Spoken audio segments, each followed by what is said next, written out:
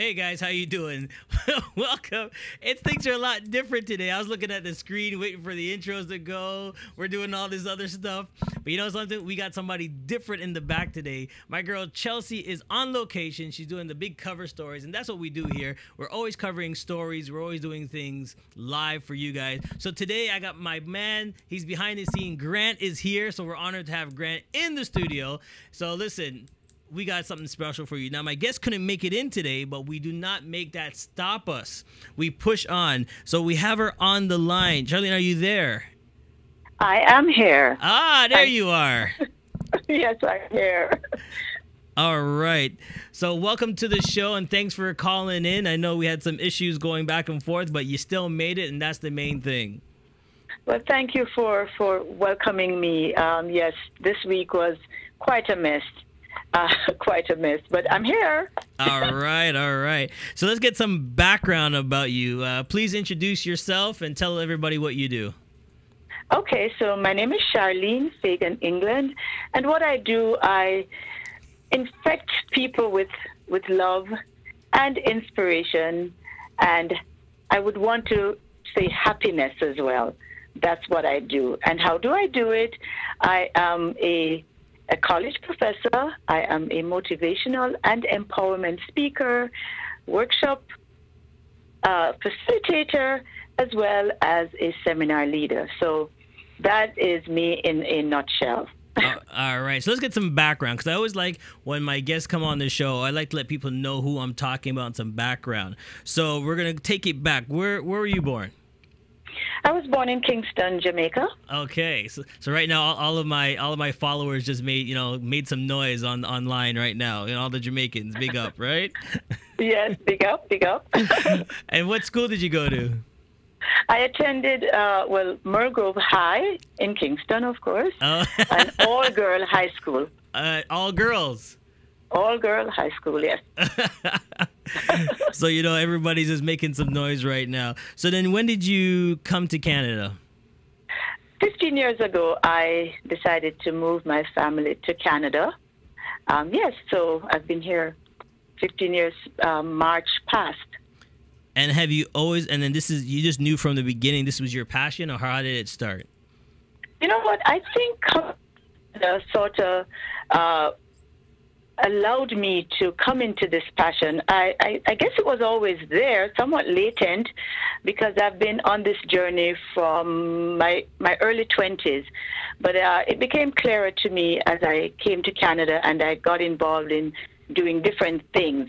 I became aware of some of my gifts, one being a motivational speaker. I've always dabbled into many different things. I've been teaching for over 30-something years. I just dated myself, but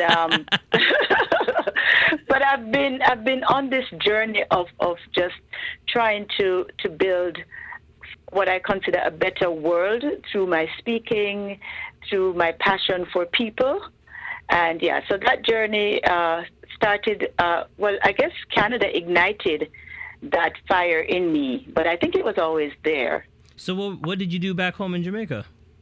Well, I went away in my early 20s. That's where I started my tertiary studies.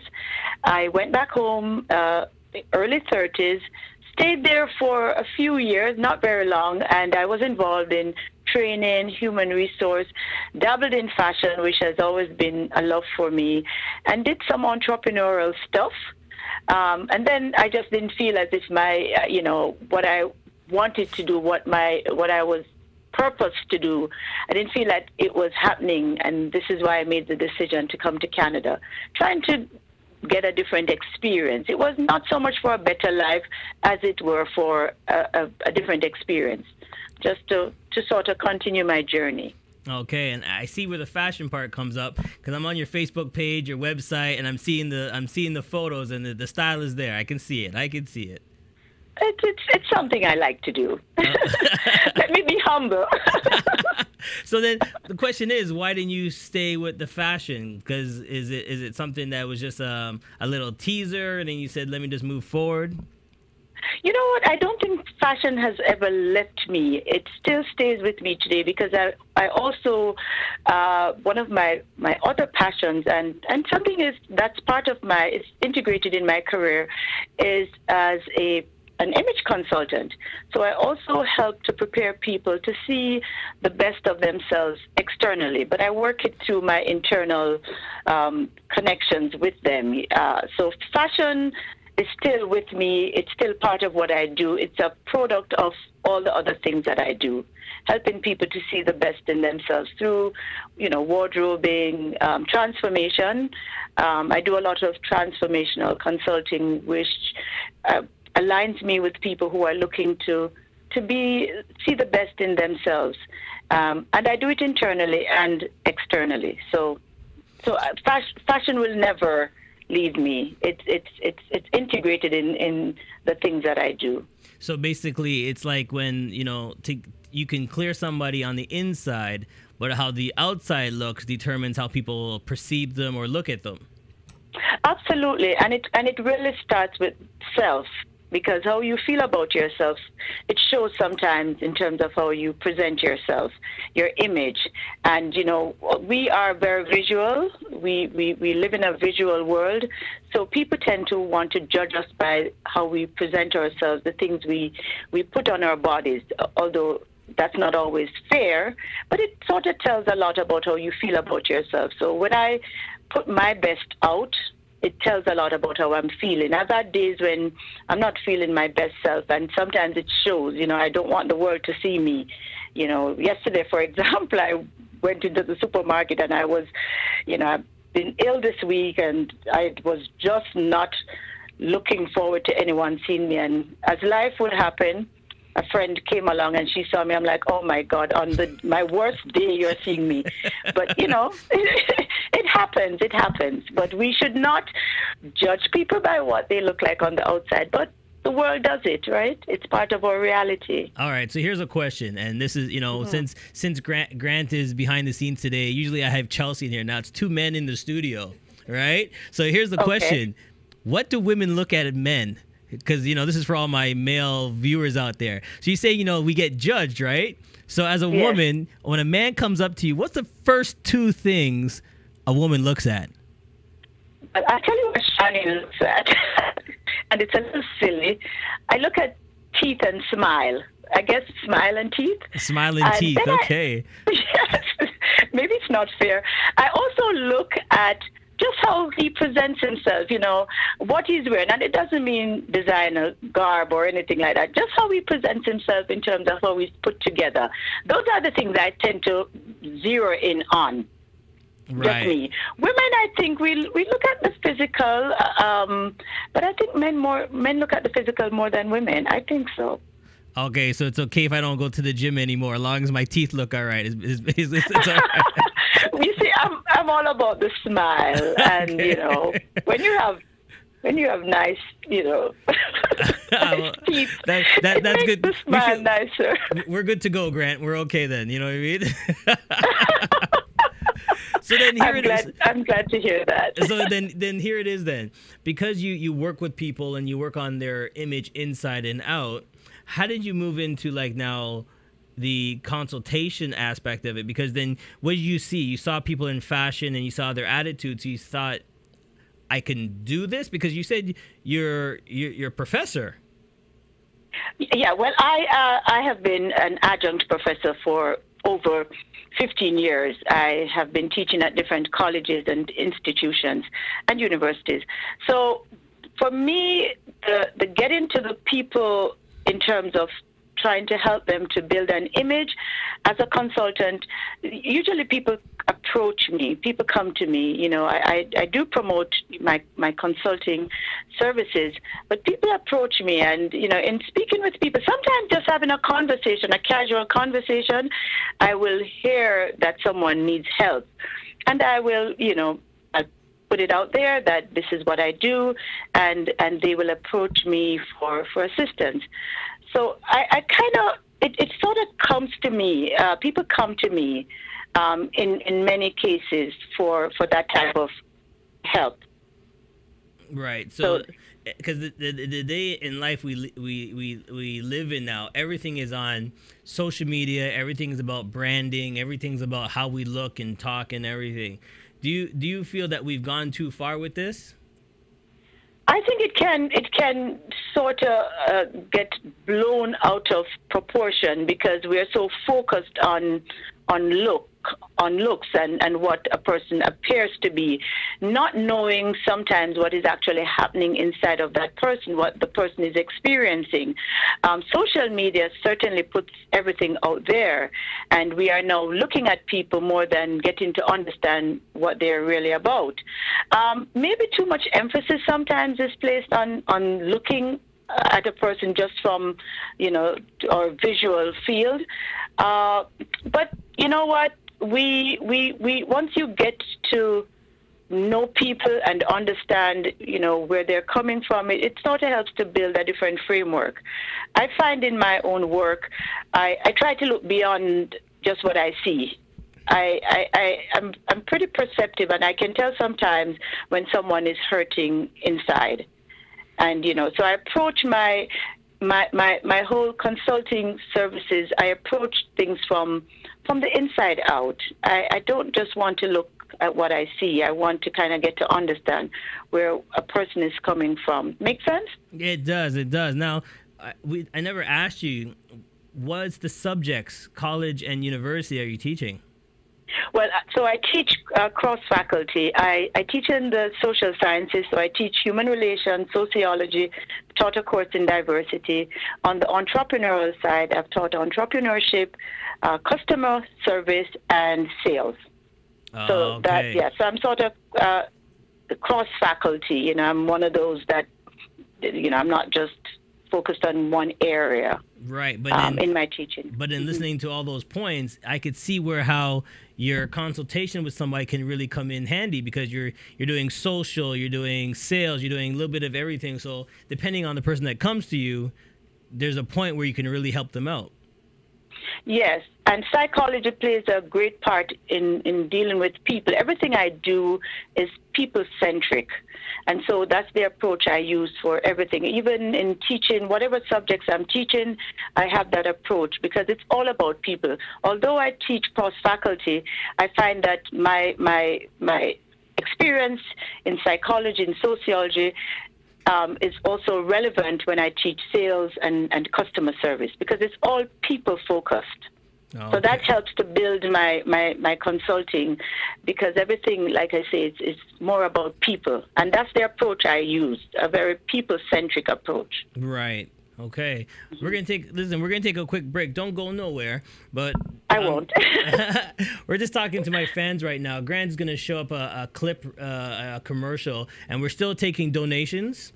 And we're still asking you to our GoFundMe page. We're trying to support, there's a lot of hurricane victims and a lot of stuff that's going on. So, watch the commercials carefully, and please donate whatever you can. Give, and we'll be right back. Hey guys, Grant here from Carib 101 Media Group, and this is an outreach video going out to everybody with a request for assistance on your part. As you guys know, there's a lot of devastation that happened in the islands because of Hurricane Irma. There are families that are hugely displaced. Some islands are over 95% inhabitable, and people are reaching out to us, asking us where they can either give products or aid or finances, and at the time we didn't know where to go.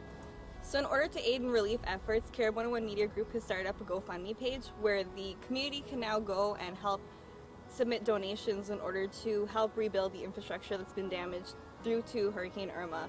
So, going to the page, donating like at least $5, $10, even $50 isn't very much, but it will help, our Caribbean brothers, sisters, families, friends in helping rebuild their homes.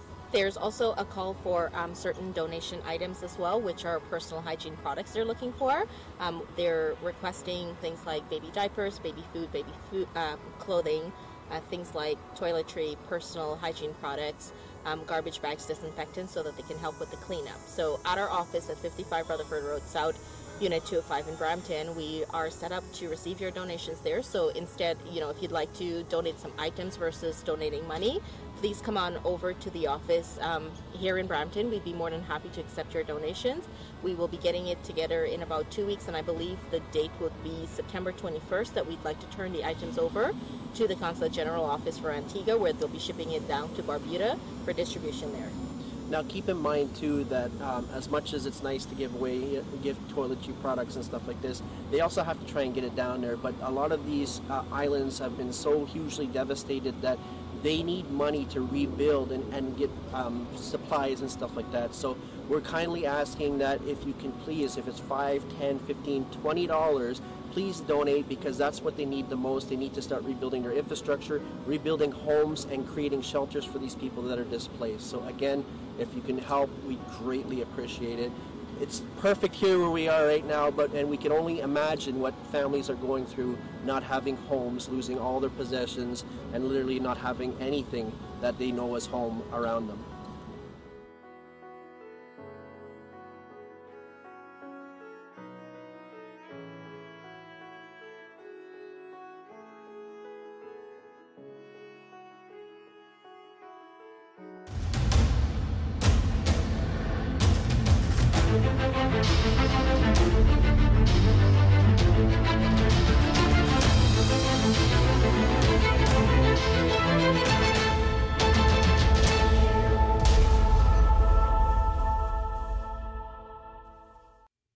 Hey guys, and we're back, and like I said, I hope you're watching that very carefully. We are still taking donations. Our first batch went on Tuesday or Wednesday, Grant? Today. It went today, actually. Oh, you just came back. Okay, so Grant just came back. We had a lot of canned goods, toiletries, a lot of stuff that people can use. So you can actually donate it here in the studio. So you can come by the studio, drop off whatever you can. You know what I mean? It's real easy. You're going grocery shopping, you pick up one can of tuna, just grab another one. Okay, it's not hard. You know what I mean? Just think of somebody you can donate to, you know, diapers, underarm deodorants, anything that you think somebody might need. You know, if you're picking up one can, pick up two, pick up three, whatever you can afford. We appreciate it. All right, and now we're saving up to go to Dominica, and we're going to be donating to them as well. But GoFundMe page, it's Carib 101 GoFundMe. All right, but we're back here with my special guest. Are you there? Yes, I am here. All right. Please reintroduce yourself. My name is Sharlene Fagan, England. All right. Now, during the break, we were like, you know, searching you on Facebook and Twitter and stuff. And I thought to myself, my audience needs to know how to find you. So where can they find you? Okay, so I am on every social media platform. I am also, my website is www.Sharlene Fagan England, and it's Sharlene with a C, Charlene, FaganEngland.com. And my name is Sharlene A. Fagan England on Facebook and on Twitter and on Instagram. So, yes. Easy to find, pretty easy to find. There you go. I'm all over. And that's what you got to be. You got to be seen, right? Yes, it's very important in this world of automation and technology. You better be seen.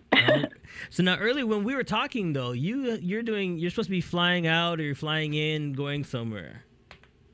Yes, I'm heading to Jamaica shortly, within the next week or so. I'm just trying to see how this injury that I sustained on Sunday night, how it plays out. But so far, so good. You know, I had a fall that was part of my not even being able to attend your interview live in person. So I am heading to Jamaica, and I have some projects into regarding training, some customer relations training that I have packaged that I'm hoping to deliver to a few companies. I will also be working on marketing that product, and it's essentially just trying to bring back the love in people. And I refer to my training as a customer relations, because I don't want to use service anymore, because sometimes service comes across as being obligatory, while relationship tends to be more, I think it's more about people and the love for people. So I want to bring back the love in customer relations. Okay, and then that's my project as I go back to Jamaica for a few months. Yeah, and I like that because we always, Grant, myself, we have a team of people that we always talking about it. It's not about service; it's about the relationship you build with your customers. So they'll be driving by, they get hungry, they could be 20 minutes away, but because of the relationship you build, they will pass all the other restaurants just to come out to you. Absolutely, and that's building relation, not service. So I do agree with that 110%. Now, do you think that we're losing that? Yeah, you mean the relationships? The relationships in business now, because I think so. I think we have given into automation. We've decided to make everything technology driven, and because of that, we lose the people part of that. You call somewhere, you get straight an answering service. You don't even get a person anymore on the line. Press 1 for this, press 2 for that, press 3 for this. I know, and I mean we all do it, and it's convenient, and it makes sense in business where we're competing globally. However, I do believe that the people must be the root of every business that we conduct, and people and love. You can't build a relationship without love. Think about just relationships in general. Love is one of the core things that we need in any relationship we build. So I know it sounds a little cheesy maybe to some, but I really want to bring back the love.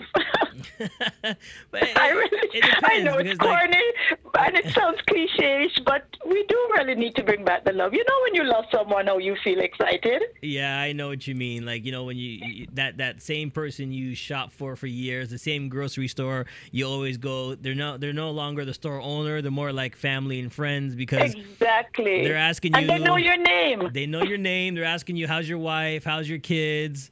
Yes. How's your dog? They even remember you have a dog.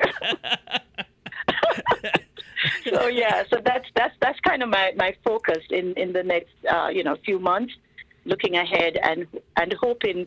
Jamaica is wonderful, and people love anything Jamaican.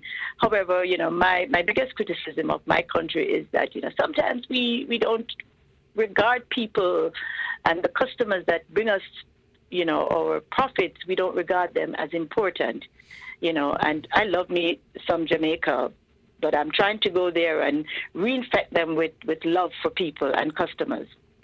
Now, is it now more like, how am I going to say that? You get frustrated, okay? Sometimes as a store owner, you get frustrated. Times are hard, and then you got customers that come in and out, and it's a tough world out there. Being a business owner is a tough world. How do we take that frustration and put it back out to building relationships? Because it's a doggy dog world out there when it comes to business. Yes. Yeah, first of all, I think, yes, we are in a competitive world. People are trying to make a dollar, and, we know how fierce competition is in business. But I think when you really regard people as people first and remember that they are the ones making your business, driving your profits, helping you to make the money for your next bill and to put food on your table, when you regard them as important, it shows, and they will love you more for it, and they will be loyal. I understand that there's so many other forms of doing business, online, and everything is not in person. But I think when you really put people first, they recognize that, and they'll come back to you. They really will come back to you. I don't want to give into this whole notion that hey, to make a dollar you have to be shrewd, you have to be just focused on business. I really think when you make people feel important and special, they'll be loyal to you. So what is it? Is it more like when people go into business, I have different guests, and one person says, okay, you have your plan, you go into your business plan, then you go into your location. But then a lot of times we miss out that people don't take personal training. People don't take customer service training. They just go, they have the perfect plan, they have the perfect location, but them and their staff don't do performance training before they go into the business. They wait until the business is started and then they send them afterwards. Isn't it too late? You know what? It's never too late to train people. I think what people don't spend a lot of their money, their business money, their investment on training people. You can't expect people to come into your business and just, roll in and do what you want them to do without giving them the proper training. First of all, when it comes down to dealing with people, you have to remember that not everyone comes in with the same personality. So you have to grab them, let them know what you expect of them, but you have to train them.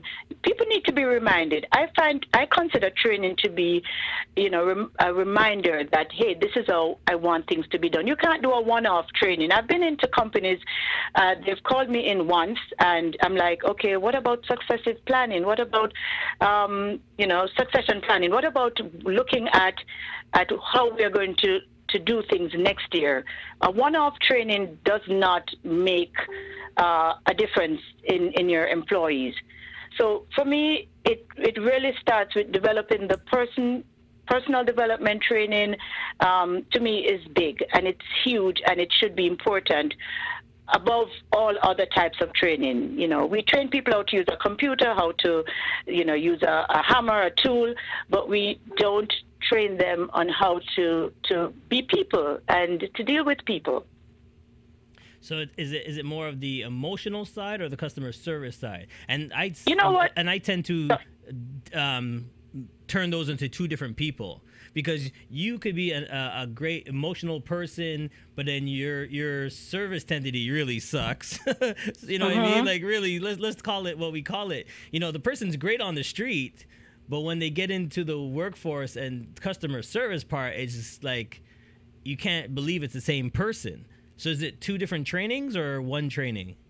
Well, you know what? It can be two different trainings, but I think every training should encompass people, emotions, all the parts of ourselves that will allow us to deliver good service to the end users. So I don't know that they're mutually exclusive, people and emotions, because they both, to me, they tie hand in hand.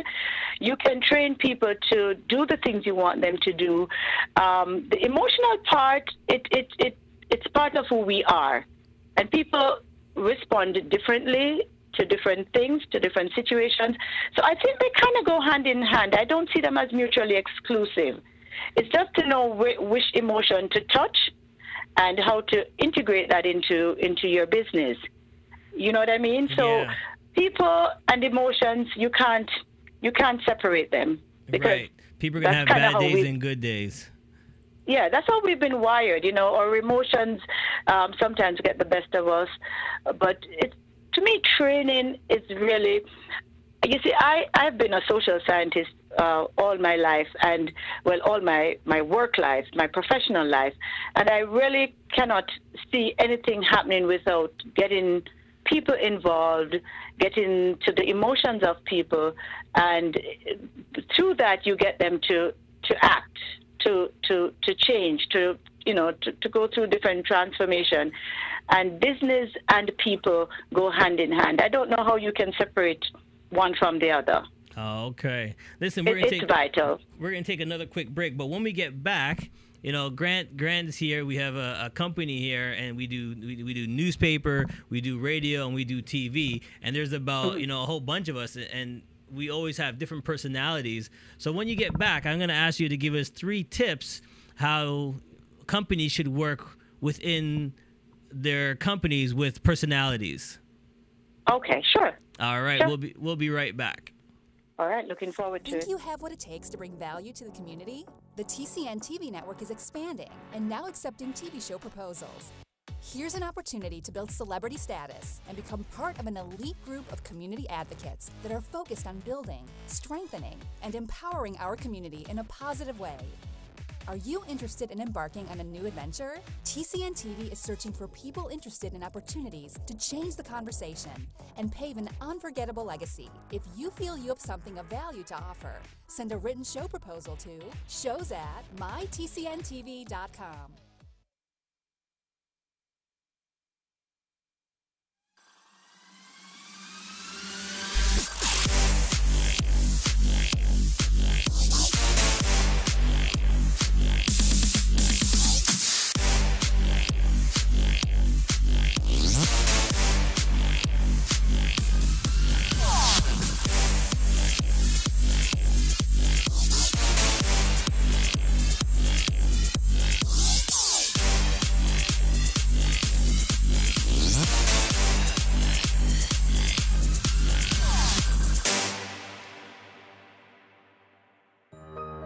you retiring smart?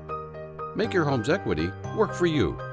With your home's equity and our 30 years of experience, the Retire Smart Properties team can help you achieve the quality of life you've always wanted.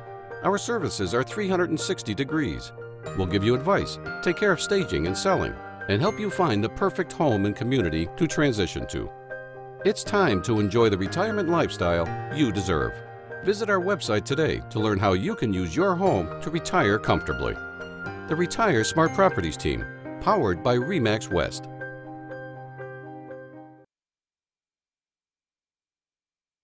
Hey, and welcome back to CMJ Live. Now listen, a couple of things. One, go to our brand new website. It's off the chain. And if you're looking to be a guest on one of our shows, we have a lot of shows, go to mytcntv.com.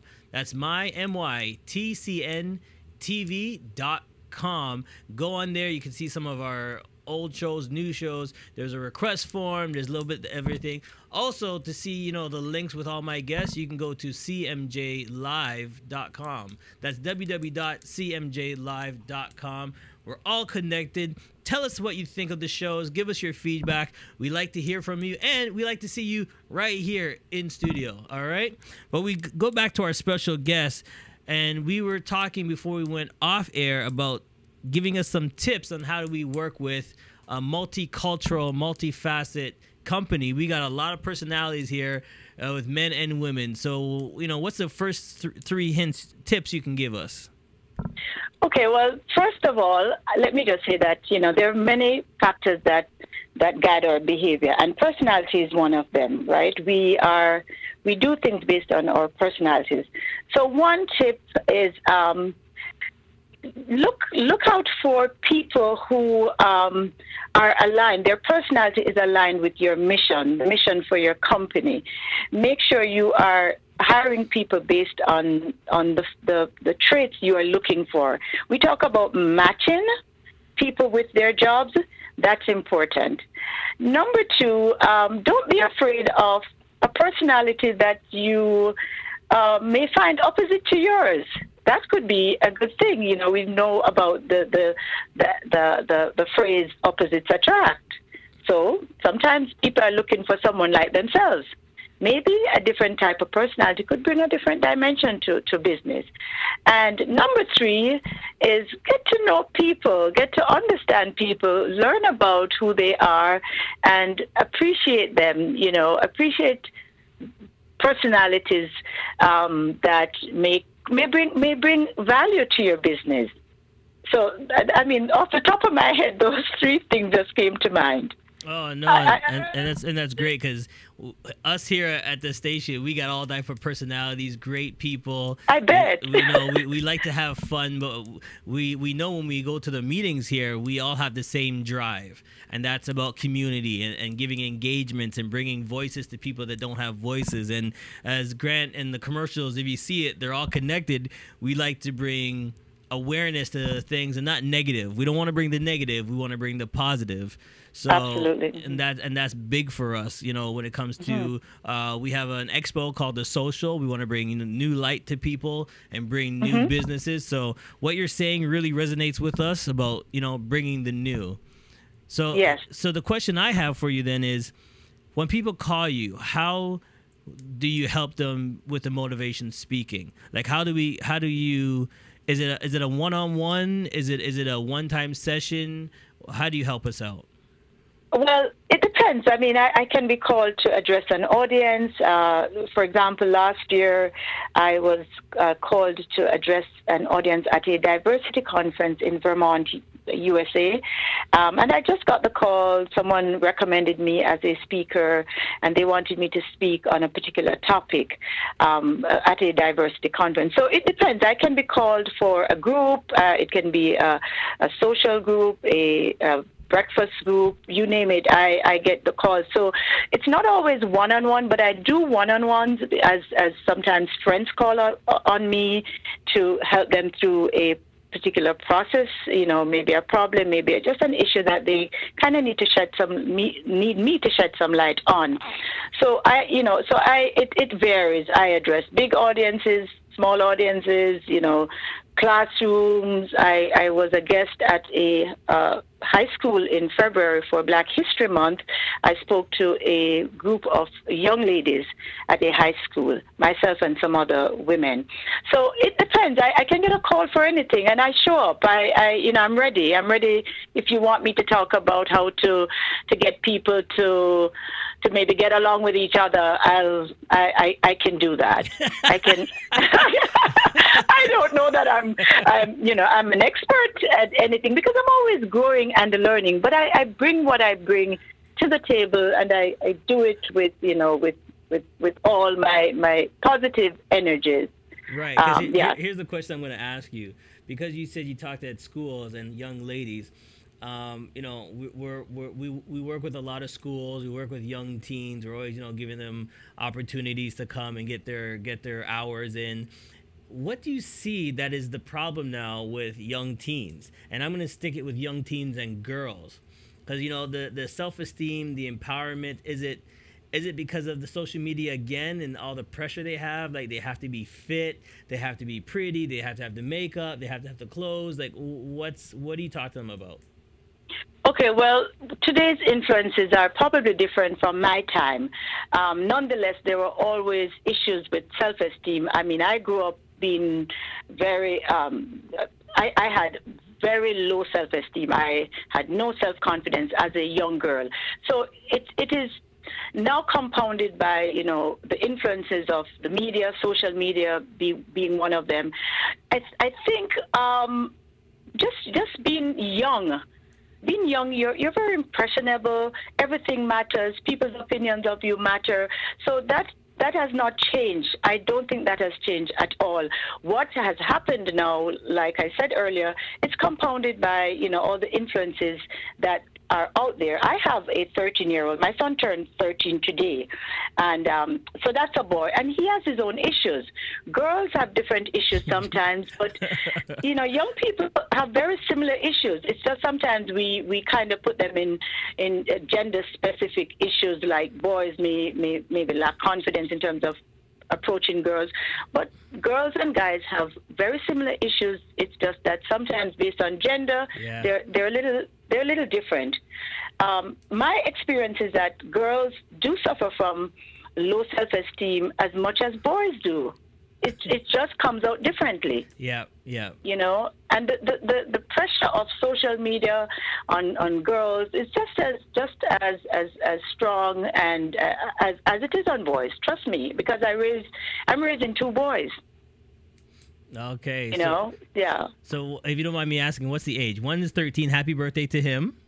Yes, thank you. And the other he turns 21 in November. So there's an 8-year gap. Mommy had to exhale and think about if she wanted to do that again. So 8 years. Okay, well, see, the 21 years old is a Scorpio child, so he's a good kid. He's an introvert. He's into himself. He's a wonderful boy, quiet, doesn't say much. The other one is my gregarious child, life of the party. But I see as a teenager, now going back to that question, I see him sort of losing some of his steam. He has become a little more withdrawn. And I think it's just the whole teenage thing. He dances, and I think that's a big thing. Right. And I don't think he always has the confidence in himself, and he's an excellent dancer. Okay, so then see that's where it comes in now. Like you see where the times have changed, because when they hit high school, it's a different look, and then Yes, and he's very into how he looks. He takes care of himself. He's very stylish, kind of, a mama's boy. And I think now I see the pressure, the peer pressure of wanting to be this or be that just to please friends. Yes. Something I've always said to him, just try to be yourself, just celebrate who you are. And right. I affirm him every day. Right. I make him know that it's important to be yourself. Wear pink if you feel like. Don't be drawn into the whole crowd thing. Right, because at the end of the day, what we're realizing, Grant and myself, we have two kids, a boy and a girl, and then at the end of the day, you have to realize that they're going to get peer pressure. They're going to go into it. So I guess if we start young and let them know about the confidence, is when they get into business now, they have all the confidence in the world to push forward. Exactly. And that's important in doing business, because self-confidence it can never be underrated, because that's what has driven me as a woman, as a black woman in Canada, to push and not give up. That self-confidence, because I give myself so much that even when times are great, I know I can rise above situations and circumstances that are not always pleasant for me. So yes, so that self-confidence is huge, and it's important as parents that we build that in our kids from very, very early, And I just affirm my kids every day. I always tell them that they're the best, they're the greatest. Right, it helps. So then here's the question. We've had other inspirational speakers on, teachers. If there's one thing maybe that you do that can help other people, like I know one lady that she came in here, she says that she wakes up, she gets ready, and then she hugs herself. And then she walks out the door. And I'm like, you hug yourself? She's like, yeah, I'm just giving myself some love before I go out into that world, right? Give yourself some love. Another lady looks in the mirror and goes, you are the best. She pumps herself up. What do you do? Each morning before I even open my eyes, I give thanks. And one of the things I give thanks for, and it may sound funny, I give thanks for my brain. I just always thank God for my brain, my creative brain, because without that, I don't know where I would be today. I am always, protecting my creative brain. So right. I give thanks every morning, and for my ability to think and process and just use my brain. And do when I things knocked my head the other night, I was like, oh my God. Thank God I have a tough head. Listen, before we let you go, give a phone number where people can contact you. Sure. So my telephone number is 647-271-0014. And because I'll be out of the country in a few weeks, I can be reached on the different social media platforms. And I'm on WhatsApp. Yeah, the good old WhatsApp that allows us to reach people wherever they are. Right. Now, you're on CMJ Live, and we always have this thing on CMJ Live. Before you go, it's called the shout out. This is your opportunity to shout out anybody, thank anybody, say hi to anybody. This is your 30 seconds of fame. Go. I'm a Jamaican, so I'm going to shout out. Big up to my girlfriends in Jamaica and Canada, and big up to my son who turns 13 today. He's awesome. He has given me a second wind. So that's my shout out. All right. That's right. And it's so pleasure that you could call in, and I hope you get better and hope everything works out. But we will keep in touch. And then, like you said, the phone number's there. Give her a call. She is fun. She has a lot of knowledge. So we thank you so much for coming on CMJ Live. Oh, thank you for having me. It's been my pleasure. All right. Ladies and gentlemen, stay tuned tomorrow with some more special guests. Have a great one.